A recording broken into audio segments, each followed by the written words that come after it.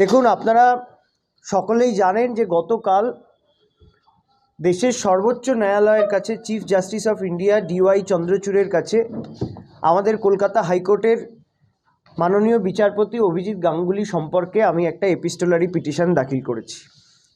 সেই epistolary petition ওনার বক্তব্যের ভিত্তিতে নিরন্তর প্রতিদিন সংবাদ মাধ্যমের সামনে এসে তৃণমূল কংগ্রেসকে কলুষিত কালিমালিপ্ত করবার জন্যে যা যা বক্তব্য প্রয়োজন সেই সব রকমের বক্তব্য অভিজিৎ গঙ্গোপাধ্যায় রেখেছেন।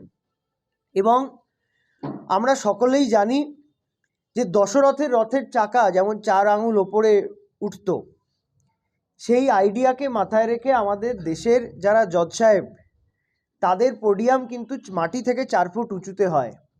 তাদের স্থান ন্যায়ালয়ের সর্বোচ্চ, ধর্মের পক্ষে, ন্যায় ধর্মের পক্ষে। সেই ন্যায় ধর্মের প্রতীক হিসেবে যে জজ সাহেবদের আমরা সম্মান করি, শ্রদ্ধা করি, আজকে আমরা দেখছি সেই জজ সাহেবের রথের চাকা যেন মাটির নিচে নেমে এসেছে। আমরা যখন তার উত্তরে প্রত্যুত্তর দিয়েছি, উনি আমাদের কাউকে কাউকে রাস্তার ছোঁড়া বলেছেন, কিন্তু একজন 61 বছরের বিচারপতি, তার বিরুদ্ধে যখন 25, 26, 27 বছরের ছেলেরা কথা বলে, আপনি তাদেরকে রাস্তার ছোঁড়া বলতেই পারেন, কিন্তু বিচার ব্যবস্থার শীর্ষে থেকে কিভাবে তিনি বিচার ব্যবস্থাকে রাস্তায় নামিয়ে আনতে পারেন, আর বিচার ব্যবস্থা যাতে রাস্তায় না নেমে আসে তার জন্যই সিজেআই এর কাছে এই আবেদন গতকালকে করেছিলাম। এবং গতকালকের এই আবেদনে বলা ছিল যে এই বিচার ব্যবস্থার শীর্ষে থেকে রাজনৈতিক দলগুলোকে সুবিধে পাইয়ে দেওয়া বন্ধ হোক। বিচার ব্যবস্থার শীর্ষে থেকে একজন বিচারপতি হিসেবে উনি এমন মন্তব্য না করুন যাতে বিরোধী রাজনৈতিক দলগুলো সেগুলোকে অস্ত্র হিসেবে কাজে লাগাতে পারে। কিন্তু আশ্চর্যজনক ব্যাপার, দেশের চিফ জাস্টিস অফ ইন্ডিয়ার কাছে এই চিঠি পৌঁছানোর পরে তিনি আবার একটি সাংবাদিক সম্মেলন গতকালকে করেছেন। গতকাল সাংবাদিক সম্মেলনে তিনি বলেছেন যে তিনি আমার নামে কাউকে চেনেন না, না চিনতেই পারেন, তিনি শ্রদ্ধেয় বিচারপতি, তিনি যখন চেনেন না আমি বিশ্বাস করি তিনি নিশ্চয়ই আগামী দিন চিনবেন। তার কারণ এই চেনার পথ প্রশস্ত করবার ক্ষেত্রে তিনি নিজেই অগ্রসর হয়েছেন। আমরা কেউ চাইনি দেশের সর্বোচ্চ ন্যায়ালয়ের কাছে রাজ্যের সর্বোচ্চ ন্যায়ালয়ের একজন বিচারপতিকে নিয়ে এই মন্তব্য করতে। কালকে ওনার মন্তব্যের 2-3টে দিক অত্যন্ত গুরুত্বপূর্ণ। সেই গুরুত্বপূর্ণ দিকগুলোকে আমি আজকে আবার আমার সেকেন্ড এপিস্টোলারি পিটিশনের মাধ্যমে মাননীয় দেশের সর্বোচ্চ ন্যায়ালয়ের যিনি প্রধান বিচারপতি তার দৃষ্টি আকর্ষণ করেছি। আমি বলেছি যে তিনি গতকালকের প্রেস কনফারেন্সে মনে করেছেন যে তৃণমূল কংগ্রেসের সকলেই নাকি চোর, আমরা সবাই চোর। যারা তৃণমূলের হয়ে তৃণমূলের পক্ষে কথা বলছে, রাজ্য সরকারের পক্ষে কথা বলছে, মমতা বন্দ্যোপাধ্যায়ের সরকারের উন্নয়নের পক্ষে কথা বলছে, তারা সবাই চোর। এটা কিন্তু এখনো ডিসাইডেড নয়, এখনো বিচার ব্যবস্থার মাধ্যমে এটা সামনে আসেনি যে তৃণমূলের সবাই চোর। তার আগেই রাস্তায় দাঁড়িয়ে বিকাশ ভট্টাচার্য বলছেন না, শুভেন্দু অধিকারী, সুকান্ত মজুমদার বলছেন না, এদের পাশাপাশি বলছেন কলকাতা হাইকোর্টের মাননীয় একজন জজ সাহেব, তিনি বলছেন। তিনি যখন একথা বলেন তখন বুঝতে হবে তিনি তৃণমূল সম্পর্কে, তৃণমূলকে তিনি চোরই মনে করেন, বা তৃণমূলকে চোর প্রতিষ্ঠিত করতে তিনি বোধহয় কারোর কাছে বদ্ধপরিকর।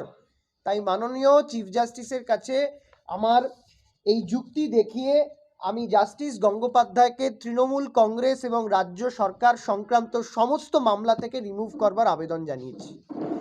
আমি আবেদন জানিয়েছি দেশের সর্বোচ্চ ন্যায়ালয়ের কাছে যে একজন বিচারপতি বিচার হওয়ার আগেই যখন রাজ্য সরকার এবং রাজ্য সরকারের প্রতিনিধি, সরকারের মন্ত্রী, সেই সরকারি দলের যারা মুখ, তাদের সকলকে চোর বলেন, তখন বুঝে নিতে হয় তিনি পক্ষপাত দুষ্ট।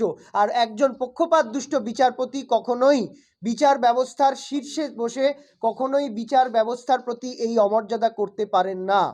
বিচারক, তিনি বিচারপতির আসনে বসে কথা বলেন, বিচারক কখনো রাস্তায় দাঁড়িয়ে কথা বলেন না। ভারতবর্ষের কোনো বিচারপতিকে আমরা দেখিনি এইভাবে রাস্তায় দাঁড়িয়ে প্রেস কনফারেন্স করতে।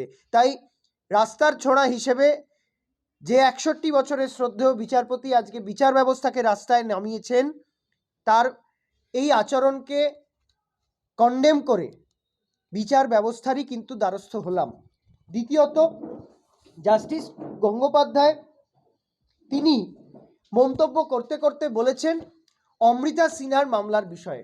আরেকজন শ্রদ্ধেয় বিচারপতি অমৃতা সিনহার হাজব্যান্ডের মামলা, সেটা নিয়ে সুপ্রিম কোর্ট অলরেডি বলেছে যে সুপ্রিম কোর্টে এই মামলাটা সুপ্রিম কোর্টই করবে। এই মামলাটা সেই বক্তব্য নিয়েও সেটা যে তার নাপসন্দ, অর্থাৎ অমৃতা সিনহার হাজব্যান্ড ইনোসেন্ট, এটাও বিচারের আগে কার্যত বুঝিয়ে দিয়েছেন অভিজিৎ গঙ্গোপাধ্যায়। এটা থেকে আমার রাস্তার ছেলে হিসেবে মনে হয়েছে যে সুপ্রিম কোর্টের যে ভার্ডিক্ট, সুপ্রিম কোর্টের যে নির্দেশ, সেই নির্দেশকে উনি কন্টেম্প্ট অফ কোর্ট করেছেন। আমি মাননীয় সিজেআই এর দৃষ্টি আকর্ষণ করছি এই ব্যাপারে।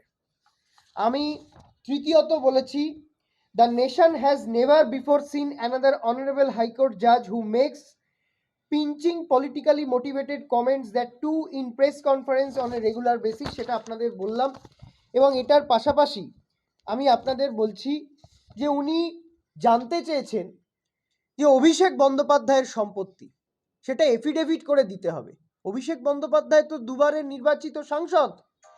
সেই নির্বাচিত সাংসদের যখন তিনি সাংসদ হিসেবে মনোনয়ন দাখিল করেছেন, সেখানে তিনি তার সম্পত্তি জানিয়েছেন।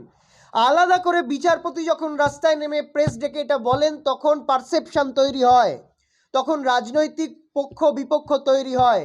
এবং ঠিক একইভাবে, একই কারণে সন্দেশখালির ঘটনার পরে যখন রাস্তায় নেমে এই বিচারপতি বলেছিলেন যে রাজ্যে এই মুহূর্তে রাষ্ট্রপতি শাসন জারি করা হোক, তখন এই রাজ্যের রাজ্য বিজেপির সভাপতি সুকান্ত মজুমদার হোম মিনিস্টারকে চিঠি লিখে এই বিচারপতির রেফারেন্স ব্যবহার করে বলেছিলেন যে আমাদের রাজ্যের একজন কলকাতা হাইকোর্টের বিচারপতি বলছেন যে এই মুহূর্তে রাজ্যে কোনো গণতন্ত্র নেই, রাজ্যে রাষ্ট্রপতি শাসন জারি করা হোক। অর্থাৎ বিচারপতির বক্তব্য পলিটিক্যাল রেফারেন্স হিসেবে ব্যবহৃত হচ্ছে, এটা হতে পারে না, এটা বিচার ব্যবস্থার অমর্যাদা। একই রকমভাবে গতকাল রাজ্যসভার এমপি, সিপিআইএম এর নেতা, সিনিয়র অ্যাডভোকেট বিকাশ রঞ্জন ভট্টাচার্য, আমি আজকে চিফ জাস্টিসকে যে চিঠি করেছি, সেই চিফ জাস্টিসের চিঠিতে এটাও স্পষ্টভাবে বলা আছে যে একজন সিনিয়র অ্যাডভোকেট, রাজ্যসভার এমপি, তিনি কখনোই দেশের এই বিচার ব্যবস্থাকে মকারিতে পরিণত করলেন। কি বলে পরিণত করলেন? গতকাল একটি সংবাদ মাধ্যমে আমার এই চিঠির পরিপ্রেক্ষিতে উত্তর দিতে গিয়ে তিনি বলেছেন যে তৃণমূল কংগ্রেস সব বিচারপতিদের রিমুভ করে দেওয়ার ব্যবস্থা করুক। আমরা কখন বলেছি কথা? আমরা তো অন্যান্য জজ সাহেবদের সম্পর্কে কথা একবারও উচ্চারণ করিনি, আমরা তো কথা বলিনি। আমরা বলেছি একজন স্পেসিফিক বিচারপতি সম্পর্কে। উনি কি চাইছেন? যে রাজ্যে বিচার ব্যবস্থা শূন্য হয়ে যাক? একজন সিনিয়র অ্যাডভোকেটের মুখে কথা মানায় না যে একটা রাজ্যের সর্বোচ্চ আদালত, সর্বোচ্চ ন্যায়ালয়ের সমস্ত বিচারপতিদের রিভোক করে দেওয়া হোক। আইন আদালত মস্করা করবার বিষয় নয়, আইন আদালত মস্করা করবার বিষয় নয়। এবং আশ্চর্য হচ্ছি, আমি রাস্তার ছেলে হয়ে যদি এটা বুঝতে পারি যে চোরেদেরকে যেভাবে খুশি চুরি করতে দেওয়া যায় না, আমরা কেউ চোরেদের পক্ষে নই, আমরা দুর্নীতির পক্ষে নই, সেখানে দাঁড়িয়ে বিচারপতি অভিজিৎ গঙ্গোপাধ্যায় বলছেন যে সুপ্রিম কোর্টে মামলা করা হোক যে কিভাবে চুরি করা যাবে।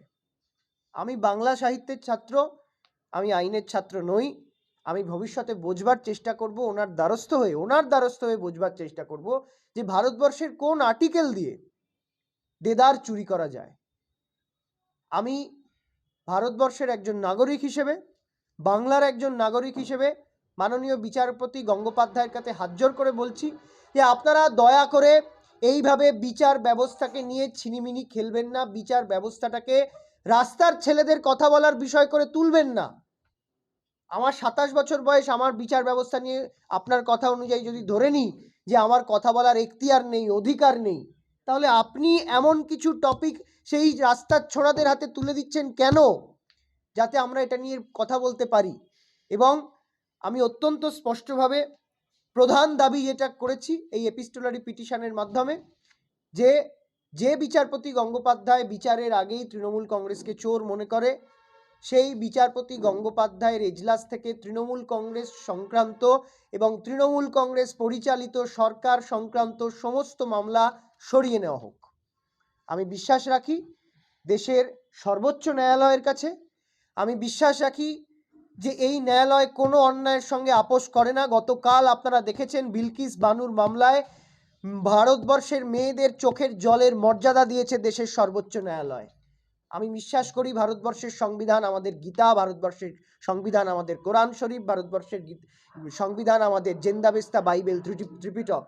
যারা ভারতবর্ষের নাগরিক, যারা দেশের আইন ব্যবস্থাকে বিশ্বাস করে, আমি বিশ্বাস করি এটা আমাদের প্রথম এবং প্রধান ধর্মগ্রন্থ, যে ধর্মগ্রন্থের প্রতি আমরা শ্রদ্ধাশীল, আমরা বিশ্বাস করি, এবং সেটা আছে বলে আমাদের নাগরিক অধিকারগুলো সুরক্ষিত আছে। কিন্তু সেই নাগরিক অধিকারে তখন হস্তক্ষেপ হয় যখন একজন বিচারপতি রাস্তায় দাঁড়িয়ে বুলডোজার চালানোর কথা বলেন। সেই নাগরিক হস্তক্ষেপের অধিকারে তখন হস্তক্ষেপ হয় যখন উত্তরপ্রদেশ থেকে বুলডোজার ধার করে এনে যোগী রাজ্যের মডেল পশ্চিমবঙ্গে চালু করার কথা বলেন। এটা বিচারপতি সুলভ কথা নয়, এটা বিজেপির মুখপাত্র সুলভ কথা। আমরা বলছি যে বিচার ব্যবস্থার শীর্ষে থেকে এ মন্তব্য করা যায় না। তার কারণ তিনি যখন বলেন যে মমতা বন্দ্যোপাধ্যায়ের কবিতাগুলো রাবিশ, মমতা বন্দ্যোপাধ্যায়ের কবিতার বই পড়বেন না আপনারা, এটা বিচারপতির সাবজেক্ট হতে পারেন না। সন্দেশখালীতে ইডির হাসপাতালে যিনি দেখতে গেছিলেন 2021 সালে উত্তরপ্রদেশের আলিয়ায় যখন বাংলার সিআইডির পুলিশরা আহত হয়েছিল, লিঞ্চড হয়েছিল, মমতা বন্দ্যোপাধ্যায়ের মাথার দাম দিয়েছিল যে বিজেপি 11 লক্ষ টাকা, তাদেরকে গ্রেপ্তার করতে গিয়ে বাংলার সিআইডি লিঞ্চড হয়েছিল, মার খেতে হয়েছিল বাংলার সিআইডিকে। তখন জাস্টিস অভিজিৎ গাঙ্গুলিদের খুঁজে পাওয়া যায়নি, তখন হাসপাতালে যেতে দেখা যায়নি কোনো বিচারপতিকে। আজকে সেই বিচারপতি গিয়ে বলছেন আমি বিচারপতি হিসেবে এখানে আসিনি, আমি মানবিকতার খাতিরে এসেছি। মাননীয় অভিজিৎ গাঙ্গুলি, আপনাকে আমি প্রশ্ন করছি, আপনি কি সকাল 10টা থেকে বিকেল 5টা পর্যন্ত কলকাতা হাইকোর্টের পার্ট টাইম বিচারপতি? রাজ্যের মুখ্যমন্ত্রী যখন নবান্নে থাকেন তখন তিনি মুখ্যমন্ত্রী, যেমন যখন বাড়িতে থাকেন তখনও তিনি যদি মুখ্যমন্ত্রী হন, তাহলে আপনিও সকাল রাত 12টা থেকে পরের দিন রাত 12টা পর্যন্ত 24 ঘন্টার জন্য আপনিও একজন বিচারপতি। আপনি পার্ট টাইম বিচারপতি নন। আপনি যেহেতু পার্ট টাইম বিচারপতি নন, তাই আপনার আলোচনা, আপনার এই বক্তব্যগুলো বিচারপতি সুলভ নয়। আমরা আশা করব যে আপনি রাজনৈতিক নেতাদের কথায় উদ্বুদ্ধ না হয়ে আপনার মতো মানুষ, যিনি আমি শুনলাম কবিতার বইও পড়েন, যিনি উপন্যাসও পড়েন, সাহিত্যও পড়েন, ভারতবর্ষের অনেকের সাহিত্য, শিল্প, শিক্ষা, জ্ঞান নিয়ে তার অনেক বক্তব্য। আমাদের যদি ভুল হয় আমাদের ডেকে শুধরে দেবেন। 26 বছর 27 বছরের রাস্তার ছোড়াদের ডেকে শুধরে দেবেন, কিন্তু আপনাকে এটা বলতে হবে যে ভারতবর্ষের কোন আইনে এটা আছে যে আপনি রাস্তায় দাঁড়িয়ে নির্বাচিত একটি সরকারকে প্রতিদিন মেলাইন করবেন, রাজ্য সরকারের মুখ্যমন্ত্রীকে ব্যক্তিগত আক্রমণ করবেন, তার কবিতা নিয়ে কথা বলবেন। অভিষেক বন্দ্যোপাধ্যায়ের সম্পত্তি সংক্রান্ত কোন মামলা আপনার এজলাসে রয়েছে যেটা নিয়ে আপনি প্রেসে এইভাবে মন্তব্য করতে পারেন? সন্দেশখালী সংক্রান্ত কোন মামলা অভিজিৎ গঙ্গোপাধ্যায়ের এজলাসে রয়েছে যেটা নিয়ে অভিজিৎ গঙ্গোপাধ্যায় রাস্তায় দাঁড়িয়ে এই মন্তব্য করতে পারেন? দ্য সহজ পাঠ, সহজ কথা, সঠিক তথ্য।